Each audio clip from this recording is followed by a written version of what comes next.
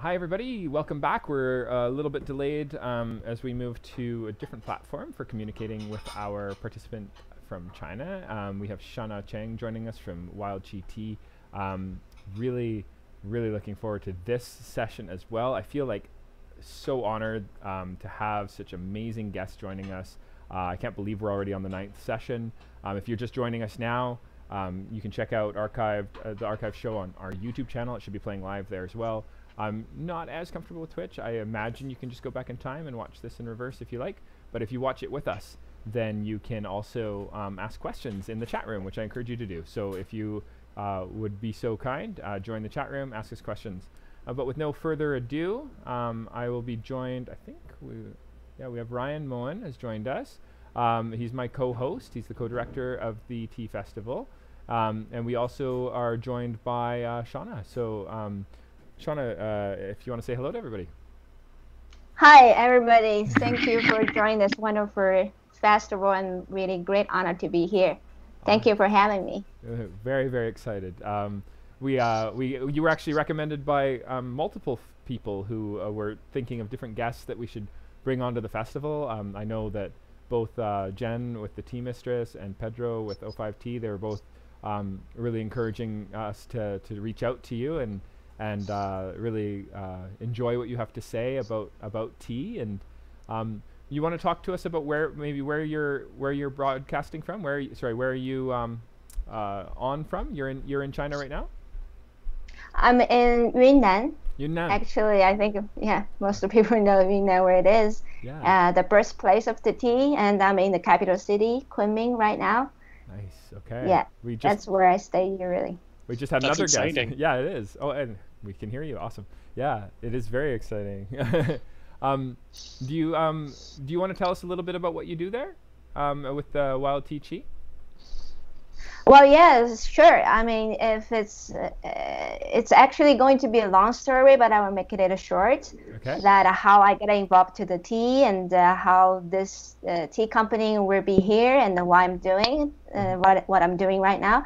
So basically, about 15 years ago, I was joined the tea industry, and I was not well-known people as a tea farmer or tea artisan. I was actually simple a tea businesswoman. That's it. Okay. And I was working in the tea export, one of the biggest Yunnan tea exporting company in the world. And as you just introduced, Pedro is like my big brother who actually been watched me how to grow up since the beginning. Oh, wow. So, yeah. That's pretty cool. Yeah, Jen says hi as well from the Tea Mistress. Please send my regards to her. Really great honor to meet her. Cool. Yeah, thank you for having me again. So about 15 years ago, I was just a tea businesswoman being in charge of the international tea trading. And that was the company actually belonged to my family. Okay. And I was just doing the regular business and, meeting the people in the world and joining the exhibition everywhere and doing business, sign contract, all kind of thing like that. Right. But really, it's something really missed out in my life because my father is a traditional ancient Chinese painting artist. Okay. And my mom is the martial arts, award-winning martial arts practitioner. Oh, wow. And both my grandpa, my father's side and my mom's side, two of my grandpa, one is the Western, traditional Western Chinese medicine doctor. The way to say that is because he was joining the army in the Second World War and, helping the army to fix the soldiers by using the, very old style of the Western medicine.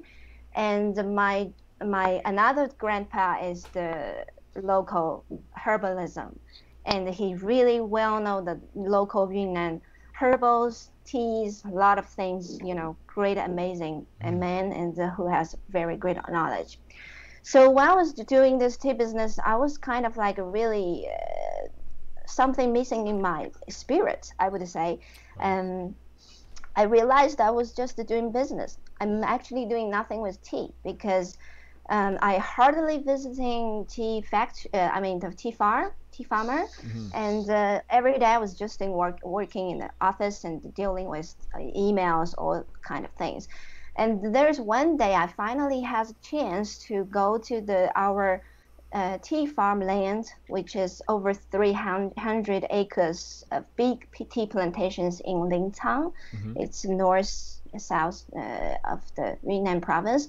And we went there, and there is a lot of tea farmers. They actually live in really poor condition, and a lot of the young generations like babies, and they don't even have pants to wear, and don't even have the clothes to wear. And in their house, you walk inside, you throw a stone inside, there is nothing you can hit because there's nothing in their room. It's so poor, and it was really crashed me at the moment. And then I start to really doubting what I'm doing am I right doing what I'm doing? Right. So there's another interesting things for me to doing this business is I become kind of like the CIA. I mean, I would call myself like the TCIA. Okay. Yeah, because I was searching lots of the tea companies in the world, and because we're doing the trading business and we're selling tons of the tea every year, and then I start realize actually there's a really simple map that I can draw out. Is every single countries actually has very few of the major tea trading companies are controlling the whole market. And because I'm the seller, I'm the supplier, so I can see very clear that which companies in which countries and what they are buying, what they're selling, and even who they're selling to as a retail. And then I realized, oh wow, actually, 90% of people in the supermarket, if they're going to buy the tea in the supermarket, there is more or less the tea came from us. And I know where exactly from. And there is another interesting thing is the organic certification, and the fair trade certification, and the rainforest lion certification. So those certifications become really worth knowing, and the people start really focusing on, wanted to buy some authentic, good products from organic and certified, so that they can really feel good as a consumer to supporting the environment and the farmers. Right. But the reality is, when I worked in this company, and I was actually personally being through the whole process of how to apply the fair trade certification. And I realized, excuse me my language, but I have to say it's all bullshit. Right. Okay. Because it's like kind of like you just hire a person like me who understand English, and then you go apply on those organizations. Then you sign up the tons of the documents they send to you. Then afterwards, the fair trade organization, they actually doesn't even have their own real employees. They actually sign the contract with different places in the world, the people who has their own organization. And then those people as their distributors to help them to auditing those the tea plantations or tea farmers. So I've been through the whole process. I realized is this fair trade, they send an Indian guy, and who actually has his own tea companies, and he has his own fair trade certification organization in India, and also he has a ton of the tea business in China. So they put me go through to meet this Indian guy, and let me to ask him to come to visit us and give us the auditing and doing the fair trade. So anyway, at the end, I realized is this guy came and he doesn't even understand even single words of the Mandarin, the Chinese language. And if I bring him to go, I have already brought him to the tea plantation and meet all those tea farmers.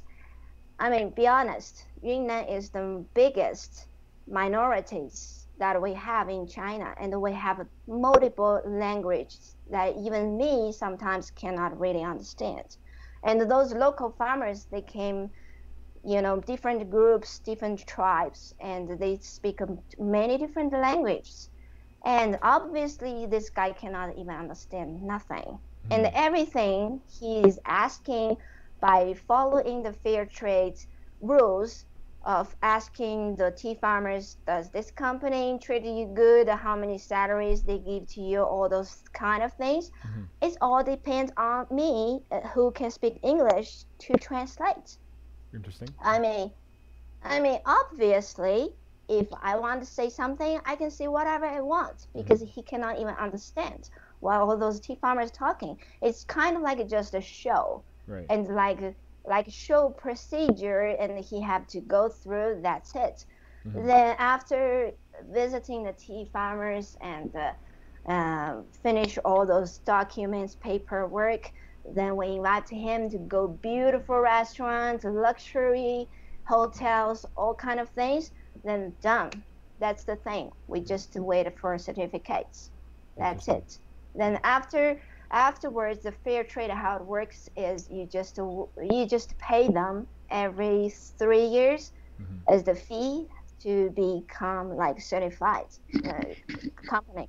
So not only fair trade, also actually organic certification and rainforest line, all those things. They're the way how they do it. I mean, it's mostly all or similar like this way. It's an interesting, I have a when I buy tea from China, Yeah. I deal with a, w- a farmer in near Yellow Mountain, and she often Mhm. can introduce me to some other teas, but she tries to be honest with me, but it's interesting how she's interacting with some questionable practices. And one of the things that she said to me once was, I said I'm really interested in organic tea. I think being interested in ethical sourcing is a good place to have your heart. And she said to me, though, do you want real organic or do you just want the certificate? And it's just kind of, Exactly. and it was an interesting question because, for me, of course, I want real organic, and but it just goes to show like how many of us actually send our products off to get tested in a third-party lab and make sure that what we're getting is what it says it is, and how much of it is paperwork, how much of it is actually true, and it's kind of like we start to question a lot of this bureaucracy, and China's not the only country that does this, right? And but it is a little bit famous for it these days, at least in the tea industry, right? Where there's this problem with being able to buy certification, right? And I think you're talking about the logistics of how that happens. So you've actually seen this happen in front of your eyes, right? Where it's not necessarily a fair trade environment, but it's being certified that way, or it's not necessarily. It's not only in front of my eye. I've been a criminal, being Right. part of it. I mean, I feel I'm guilty Right. by doing what I'm doing before because I have to work for the company. I have to have the job. Right. So I have to do what the boss saying to ask me to do. Right. Then I realized that this is really crash and frustrating, and it makes my life is become miserable. Right. It's like because the tea for me in my whole life, Right. because my father is the fantastic artist. I mean, those teapots are being joined by himself and made him by himself. Wow. And he taught me one thing is do not get involved to the politics. That's the first thing because he was almost got killed Right. in the Cultural Revolution. And then second thing he told me is do not do things that are against your true heart. Right. If you do that, no matter what is the big energy pushing you, you should do it. But if it's against your true heart, Mm-hmm. you shouldn't do it. It reminds So me. yeah. It reminds me of actually one of our volunteers, and I consider him a friend. He says that when you I don't know where he got this quote. Maybe he made it up. But when you lie, it's a debt to the truth, right? And so you have to deal with that somewhere, right? Yep. Yep. So back to the story that after that was about 13 years ago, the story. Mm-hmm. Then I realized that this is gotta be changed. Mm-hmm. Otherwise, it's not only just like a fake business, fake tea, fake things. It's going to be hurt until the end ourselves because no one will trust you in the end, and at the end we will got the consequences by hurting the environment, by hurting the farmers, by hurting everything, Right. and hurting the consumers. So I sit down and I talked with my boss, who is my uncle actually, and I told him what I thought. I was really be honest because I feel this is my own family. At least I can say truth things. That are what I'm thinking. I told him since we have our tea plantations, and why not? Since we already a little bit well known by certified as organic and fair trade, why not we really do the things as it real, as real organic, real fair trade? Right.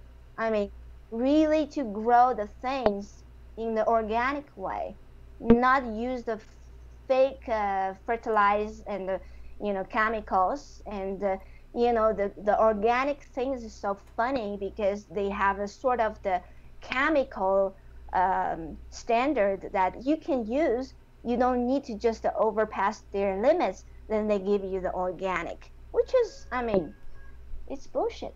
I'm Yeah. sorry. It's interesting. Then Locally yeah, in Canada, we have cherries that like cherry farmers who are if they spray their cherries with certain sprays, they can't ship them or export them. But if we spray them with these poisons locally, they can sell domestically. So it's like there's certain, it's really frightening when it's like, oh yeah, I meet the certification because I'm not spraying with these banned chemicals. But if I use these terrible chemicals that aren't banned, I can still get that certification. Yeah, that's really. it's it, it's game. It's Hmm. whole game. Yeah. Yeah. So I sat down, talk with him. I said, since it's a family company, and I want to be honest with you, and I see the future. Hmm. I said in 10 years, maybe now we can just dressing as organic and fair traded to selling in good business, but I can see in 10 years there will be a big shift. Right. People realized what is real, what is not real, Right. and unfortunately, unfortunately, he didn't understand me Mm. and he got really angry on me. He said, if you don't go do what I'm asking you to do and you just wanted to be a hero, go be your own hero. Interesting. So sort of I become like lost my job and he fired me, Mm. whatever it is. And our tea is as a big supplier for the Tivana too, if you guys know Tivana. Yeah. And so this has become like I realized, okay, if you don't want me, that's good.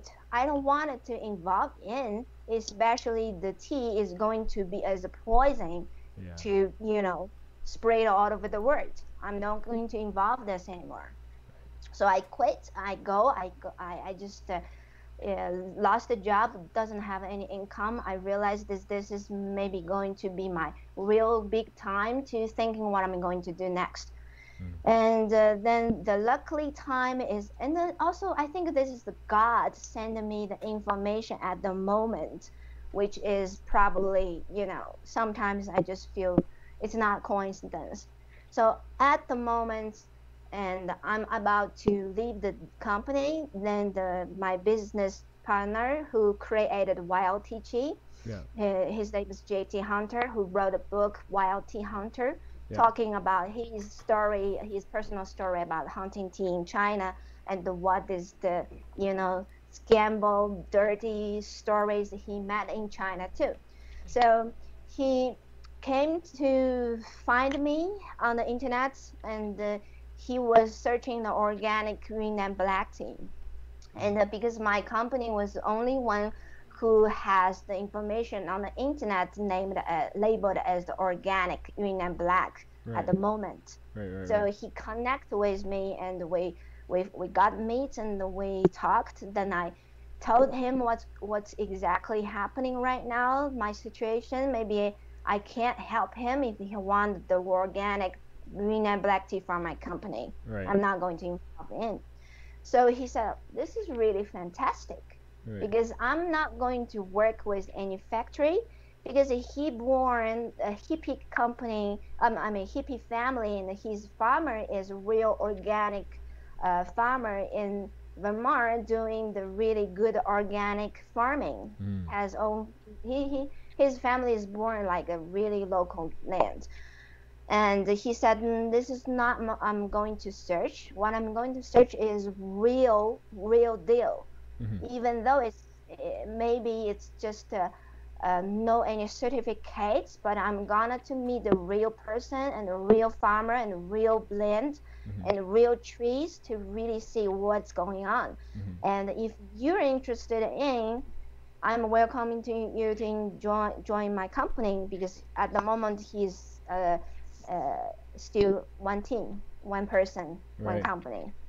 Oh, So interesting. I say, okay, maybe this is opportunity for me to do it. So that is how I joined the Wild TG as the beginning to start to doing the business for the Wild TG and the hunting all those real, uh, the wild ancient tea trees. Right. Not only that, and all those trees must be growing the real biodiversity environment, and the people we must know them like over 3 years.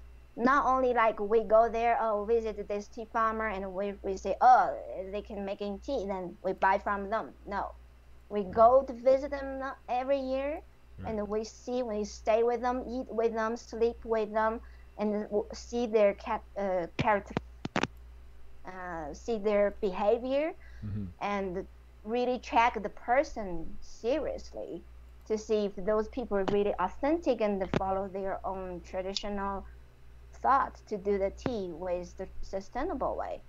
Huh. Then we decided to start to work. So it's been through over 15 years, 13, 15 years right now, and we only work with very few tea farmers. Right. And it's not very easy because if you come to China, there's tons of tea farmers, tons of tea factories, tons of tea shops everywhere. Yeah. If you want to just pick up the tea to doing the online tea business, it's easy. It's really easy. Right. But if you really wanted to find a real deal, Yeah.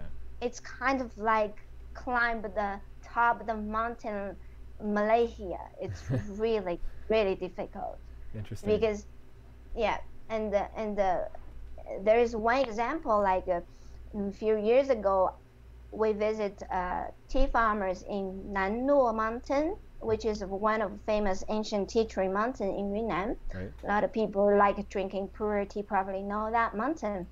And about 8 years ago, and there is one farmer we found he can make a fantastic and really amazing tea that we can't find it anywhere else. And we thought this is a beautiful tree, ancient trees, nice environment, and fantastic farmer who can make best tea.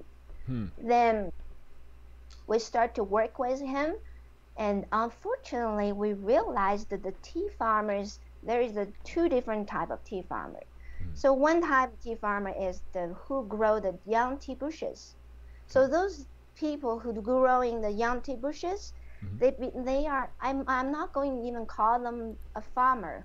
They are just tea workers for the companies, because in China has very funny policy is all those tea farmers what they're growing, they have to be asked by the local government to be organized to ask what is the economic effect we should grow in our area to get more. Oh, hello, Shana. Hello. Can you hear me? I Yeah. think yeah. Hello? I think it's getting It's caught in perfect your again. call, or as soon as you bring the microphone out, we can hear you. Yeah. Awesome. Okay. Lovely. We can hear you Well, now. let me know if you missed something. You were explaining about the tea farmers being actually tea workers because the government is deciding what they grow. Is that correct? I mean, most of the tea farmers, they don't really have their own, not right, but they say no choice Right. to grow whatever they want because they need the money, they need the income. Right. And all those farmers kind of like being organized by the local collection villager managers, and to ask them to grow whatever the economic crops can get most income for the finance of the government. So those farmers will be asked to grow whatever the government asks for. And the funny thing is, most of farmers right now, I would say they rely on the government to survive. One thing is the government were collecting a lot of the tea companies come to buy the fresh leaves from those farmers. So those farmers rely on the local government to do whatever they ask for. Interesting. And the second is a lot of the farmers, I would say, they are, this is the most horrible things I would say is in the world. A lot of the farmers, they don't have a good education. They don't have the chance to get a good education. Okay. So once the people don't have good education, the most horrible things is not anything, but is they become like really greedy and only become focusing on the money. Okay. Money, money, money. All the time in their eyes is money. And when they see any outside of people from the village coming to to visit them, they look at you not as person. They Right. look at you as a cash. Interesting. So so this is kind of like one type of tea farmer. I would say Mm-hmm. they do whatever the government teach them to do. And then there's another type is the people, luckily, from their tradition, they grow the village, they still own some ancient trees. Right. And those trees grow over hundreds, thousands of years. And luckily those trees didn't being cut down in by coincidence. I Mm. wouldn't say it's coincidence, by coincidence. And those tea farmers, they are kind of lucky, still own those trees. Right. Then after those few years, I would say wild tea tree is kind of like leading the trend Mm-hmm. to to influence the market to realize that there is ancient, there is wild tea trees exist, Mm-hmm. and they're way much more healthier and more valuable than the normal tea bushes. Mm. But it's become really turned to ugly part is a lot of people of the farmer who owns those ancient trees, they become feel, oh, I have a cash tree now, Yeah. and if you come, I'm gonna to sell my teas way more expensive. Yeah. That's it. Mm. Yeah. So if you go to all those the north south of the Yunnan, there's a lot of ancient tea trees there. It's become really ugly as the people cut down all other species of the plants around ancient trees, and they ripped off all the grasses on the ground, Oh and no. like put all the concrete things around those ancient trees, like put the ancient trees in the prison, Oh, they fence and it off. and they say That's this is my sad. property, and nobody can touch it. And if you want this tree's leaf, let's make it a deal first. That's really sad. Then I can pick the leaves. Nothing can go right once everything really um really go to money side. I would say it's kind of Yeah. like That strange. must be a really challenging situation because you're sort of you're interacting with a really okay, so if I'm going to summarize, so those are people who are just joining us right now. Shauna's explaining to us about her experience with tea farmers, about kind of learning sort of what's involved in taking the leap towards something that she feels is really an ethical move, and being sort of ousted by your family, the company that you were a part of, anyways, not your father and mother, but your uncle, you were saying, and taking that leap to go and join this tea company, Wild Chi Tea, and then within that company, you've really tried to pursue an effort where you're getting something very real. Um, and I personally, I'm also in the tea business, and I come across this a lot where I get asked, is it organic? And I really want to support an organic sort of certification, especially from larger companies. And I think it's always our fear as consumers, as buyers, as really that won't be real. And it's quite sad to hear that you've experienced that on such a high level. But it's also an interesting and challenging situation, which is how do you make that reality then? How do you find like what is real? Like how do you make it real? Like do you take this tea and get it tested? How do you make sure that it's pure? What are the things that you do so that you can make your choices and feel really good about them? Like you want to obviously find farmers that you can trust, but that's not going to always be possible long term. You're explaining that those farmers' personalities, or at least what they value, can change over time too, because suddenly what they have that was not valuable suddenly becomes valuable, and then there's some big changes that can happen in the relationship. How do you interact with this? Do you just find people that you trust and really just good souls and just connect with them and work with them? Is that the answer? It's a really fantastic question, really. Thank you for giving such a deep concern for this. So yeah, I got really deep challenging about this. I was kind of like almost to give up, because at the beginning I thought maybe I'm not working with those young tea bushes, because most of them probably using the chemicals. Mm-hmm. Then I said, okay, I go work with the ancient trees and the wild trees, and that's it. Then it can be good. Then I realized, no, not at all, because since the ancient trees become so valuable, the people start to pushing using the chemicals to let the trees keep growing and growing until it die. It's really sad and making you want to cry when you see all those ancient trees died by people using chemical. Then I say, there's gotta be the way, because if I buy teas, if I buy anyone's tea I thought might organic, then I buy come from, then I send back to the lab to test. There's another story. I mean, I don't trust any lab too, right? Because the lab is another crazy thing. But anyway, so back to the story is, I realized if I buy tea I send to the lab, there is, first thing, I'm not rich woman. Mm-hmm. I'm a young little girl, and my parents not rich. I'm not from rich family. I don't have money to pay for all those things, traveling and buying tea, doing tests and doing all those things to get things done. I mean, forgive me, I don't have money to do that. Right. And then the second thing is, I realized if I do this, what's the point? Mm-hmm. Do I just focusing on the tea? That's it? No, because I realized it's nothing about the environment, nothing about you can get real good tea. I realized it's everything about a human. It's about humans' quality.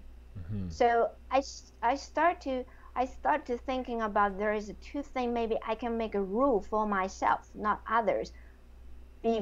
Follow this rule very straight, maybe can leading me to find something real. Mm-hmm. So first thing is, if I find first of all, I would go to search on a map to see where it has most of the tea, ancient trees, the geographic area are. Then I will start to searching all those villages, where are they, and what are tribes, what their cultures are. Mm-hmm. Then I will go pack myself and go to those villages and visit all those tea plants. I mean those tea trees. As soon as I see any one single trees, if the people cut the branches, or they cut the grass around it, or they just rip off any plants around the trees, I will just leave right away. Right. I'm not going to spend even 1 second to talk with them, because I mean, anyone has the concept of the natural farming should have knowing that the whole ecosystem is everything work together. Mm-hmm. Every single of the plants, everything of the grass, Right. herbs, birds, insects, they all work together. Right. And if you one of that, there is no organic. Yeah. I mean, even they don't use chemical, I wouldn't say it's organic. Well, you're going back to a sort of an old, perhaps more authentic perspective on organic, which is that there is that it's more than chemicals and fertilizer. It's about the relationship that the people cultivating have with that particular plant. And yeah. And Ryan, just a quick note: your video is not on. Sorry to say this live, but if you could turn it on, then we can see you when you speak. But yeah, Oh, Shana, sorry, I yeah. can see him. Shauna, the Yeah. fascinating stuff. I just wanted to let you know that there's 5 minutes left in our talk, so I don't want to hurry you up in any way. I wish we could talk about this for hours. It's such a fascinating topic. But I just wanted to give you that heads up. So yeah, please continue. So quick story. So we not believe the organic anymore. Right. We start to believe the biodiversity, Right. which means the trees must grow in a biodiversity environment. Mm-hmm. And the biodiversity is a complex topic that I actually creating. I wrote a lot of books.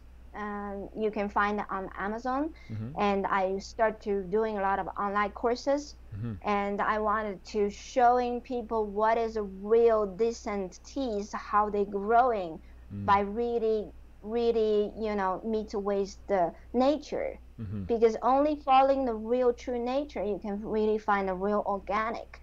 So it's not organic or whatever it is. And back to the farmer also, Mm-hmm. I checked all those farmers. Actually, those farmers, they don't rely on money to live.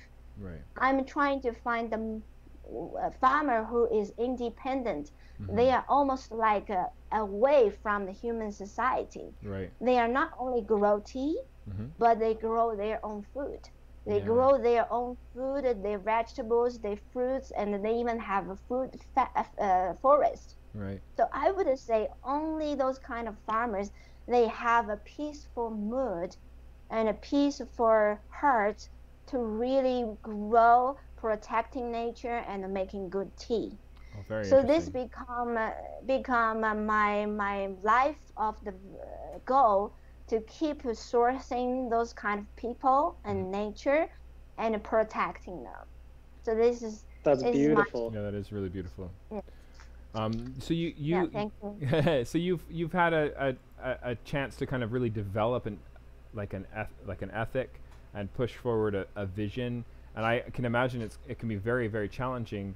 I know we're almost done here, but maybe this is a terrible question to ask with 2 minutes left. But I just wanted to know: do you ever find farmers that are really close to your ideal, and then you're able to encourage them to move in a direction that's more like ethical and more positive, and then they become a relationship that you can work with? Have you ever had that experience where you're able to encourage that to happen and alter the way?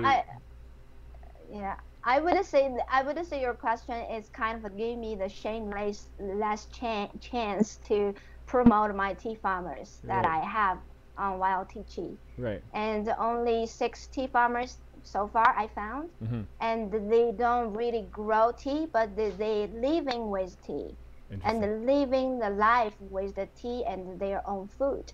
They grow their own food. And if you go to check my personal Instagram and Wild Tea Life, and there's some image you probably can see, or most of the image I took from all my tea farmers' land, and they even grow the tea in their wheat yard. I mean, they grow wheat, rice, and they even grow the tea mixed with all kinds of food together. And they have a chicken, everything, all the animals, crush around Amazing. the tea land everywhere. So the tea grows them instead of them growing the tea. Tea grows with. Yes. So we're at the end here, but I just wanted to thank you for coming on to the show. It's been really, really insightful to have your. I can really feel your passion here for this process, and I share it with you. I really believe in human relationships. I think that the relationships that humans have with the planet is also really important. I think that it's very easy to get dark and to get depressed about the kind of damage that human beings can do to the planet and to the ecosystems that we're around. And it's really uplifting to remember that human beings are a part of an ecosystem too, and to see that human beings participating and contributing in a really powerful and positive way is really inspiring. And I really hope that the kinds of teas that you're searching for become more and more something that are possible to find, because I think that will be good for the future of everything. So I wanted to thank you for coming on the show. Ryan, we can't for some reason see you today, but if you wanted to have some words for Shana before she leaves. No, thank you. That was so passionate. Obviously, what you're doing is your life's passion, and being able to share that with us, no matter how short. And like, again, it feels like we're cutting you off at 45 minutes. I know. There's obviously, but I guess, like you said, we need to follow you to keep up with the story and keep that number growing from 6 to 12 to 24 to 300 Thank million. you so much for your both. Awesome. One last thing, giving me a little bit chance to talk, is I really appreciate you guys put this amazing, fantastic events together, to put all the great tea people together. I think the tea community do need to stay stronger and to really influence the people to go a good path, not go wrong path. So we need to speak together, work together, and really thank you for your efforts. And be accountable to one another too. Definitely. That's wonderful. Thank you so much, Shana. You have a wonderful, wonderful rest of your day. Really appreciate you coming on the show. I will follow you later on the other platform for the events. Anyway, thank you so much. Thank you. Awesome. And everybody can find Shana on her. If you go to Wild Tea Chi, is one place you can find her. And I really appreciate her coming on. Ryan, did you want to say any final words here as we leave? No, that was it. The big thank you. We have Eric Smythe coming up with Cloudwalker at a 22-hour Pacific Standard Time, so that'll be 10 o'clock. And he'll be coming in from Vancouver. So if you stay tuned, in the next 10 minutes or so, we'll be back on. Fantastic. All right. Fantastic. Bye, everybody. Thank you so much. Okay. Bye. Bye.